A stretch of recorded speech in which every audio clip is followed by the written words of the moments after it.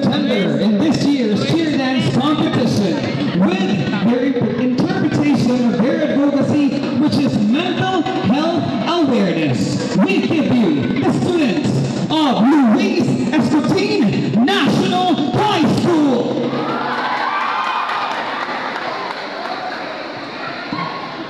Sa kabila ng mga makabagong pag-unlad at pagsulong ng lipunan, isang aspeto ng kalusugan ang patuloy na nangangailangan ng masusing atensyon, ang mental health.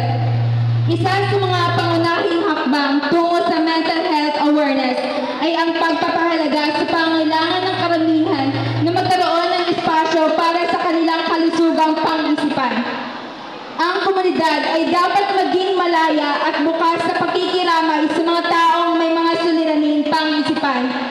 Dapat nating palakasin ang ugnayan sa kanilang pamilya, kaibigan at komunidad sa pamamagitan ng edukasyon at kampanya, sa pagbibigay diin sa mga mensahe ng pag-unawa, pagtanggap at pagmamahal. Nagbibigay tayo ng pag-asa at inspirasyon sa mga taong nangangailangan ng suporta.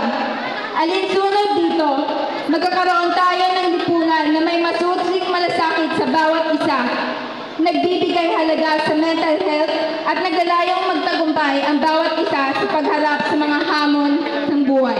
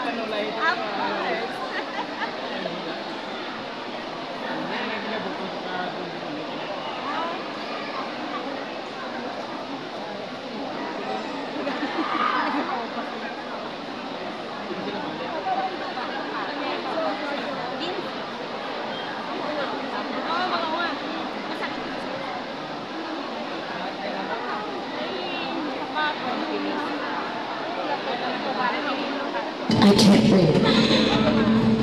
I have migraines, numbness, weight loss. I live with it every day. The illness that I'm suffering from is an anxiety disorder, and it deserves to be treated like any other illness. But it's not.